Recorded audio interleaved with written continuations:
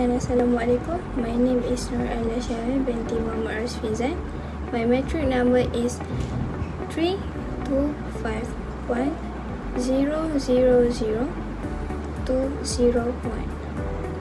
Now, I will talk about how we can motivate primary school children to read book. One fun and effective way is by involving role play and storytelling. Firstly, we can let the children act out scenes from the stories they read. This helps them understand the characters and events better. Secondly, we can use puppets or let them dress up as the characters in the story. This makes reading more exciting and brings the story to life. Lastly, we can invite them to becoming the storyteller to their friends. This helps build their confidence and improve their speaking skill. By using descriptive methods, children will enjoy the reading more and feel motivated to explore new books. Assalamualaikum. My name is Nurul Amalia Nisa binti Muhammad Nasir. In my metric numbers is 3251000211. I would like to convey motivation to children for interest in reading. The motivation that can attract children to read is the first to establish social relationship between peers. When they gather in the form of a circle, an adult will read the books to their children that will enjoy it, as they can gather and socialize. Children will be able to interact with their peers as it is a free time for children. They will feel free because at that time not learning is just a story and is free to do activity while reading. They can expand their knowledge and share it with their parents or friends. Secondly, adults read to the children with confidence so that they enjoy hearing and will feel great. They will enjoy it and make it a skill to show to their parents and friends. Children can realize that curiosity is answered when reading and that will make it more fun to read. They will also be proud and confident in themselves. From here, we know children need to be guided by telling something they want to know so that they are not wondering. Thank you. Hello, my name is Nabila Kisina binti Mahmadi and my metrics numbers is 32510000241. So here is my motivation to attract primary school children to read books. So mine is reading improves sleep routines. So how reading books can improve sleep routines? In today's world, children are surrounded by screens, from televisions and tablets to smartphones and video games.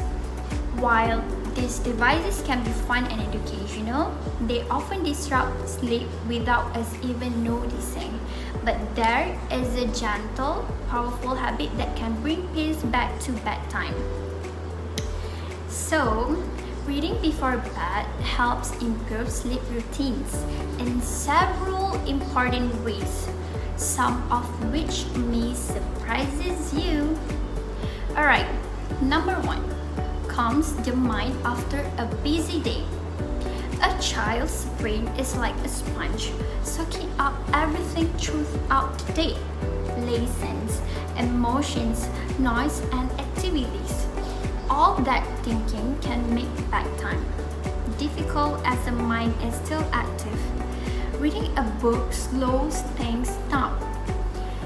It shifts the child's focus from the outside world to a calm, quiet story. As they get lost in the words, the brain relaxes naturally, letting go of the stress and noise of the day. So what are the numbers 2? The number 2 is reduces exposure to blue light. When the children use devices before sleep, their eyes take in blue light, which tells the brain to stay awake. This makes it harder to fall asleep and stay asleep.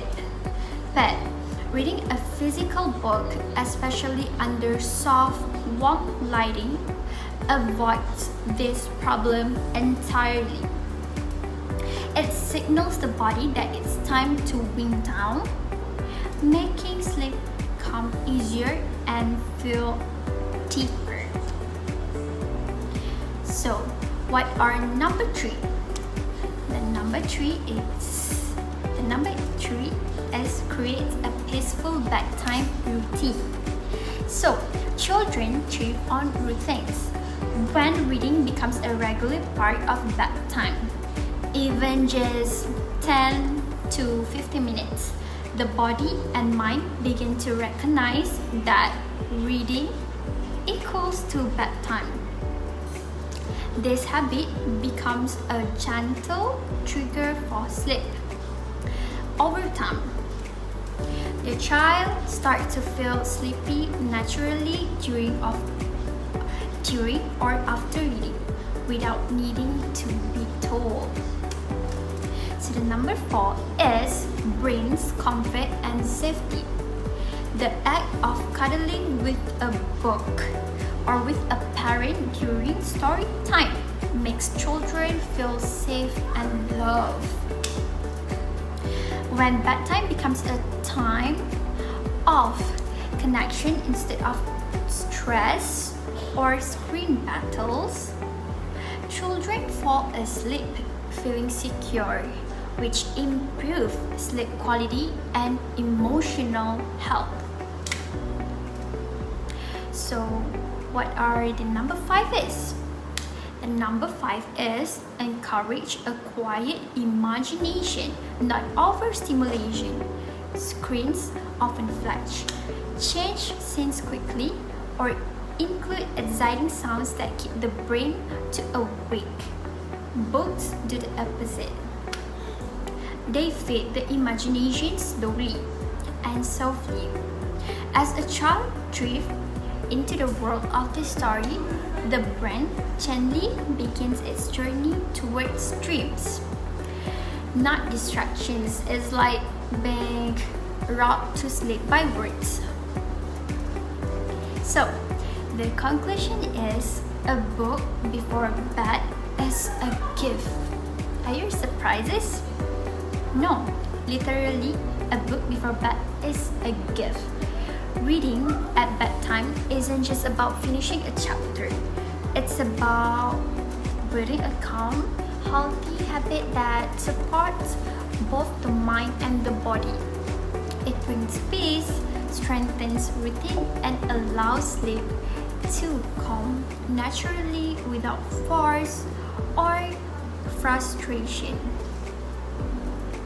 Believe me. So, if you want better sleep, not just for your child, but for the whole family, check one more video for one more page. Because the book at night is more than a story. It's a doorway to restful dreams. Alright, that's all from me. Thank you.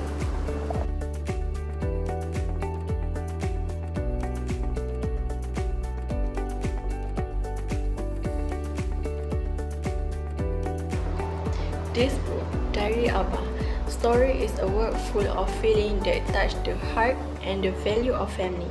Many of the sacrifice of a father in this book, Diary Abah story. This story is a harness who tells his daily life through a diary.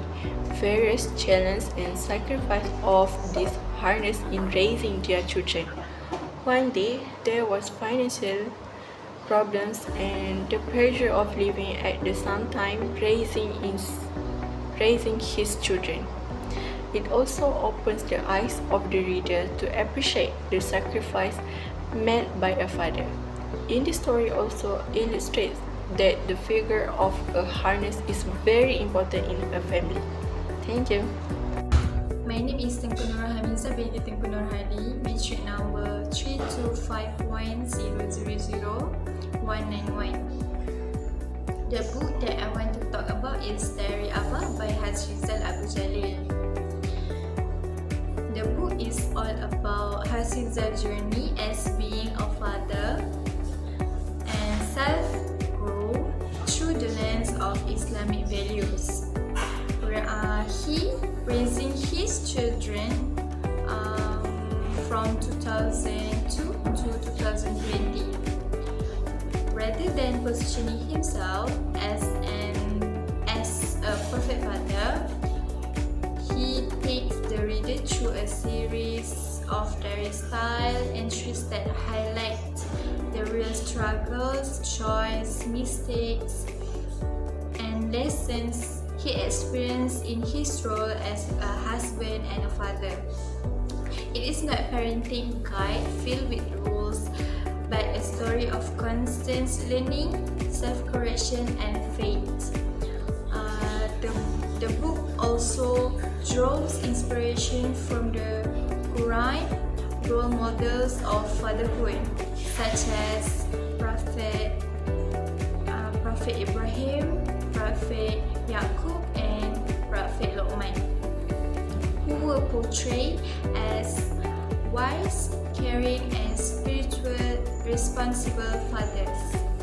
Hazrizal reflect on how this prophetic example guided his approach of raising children in a challenging modern world filled with distraction, peer pressure, and shifting values.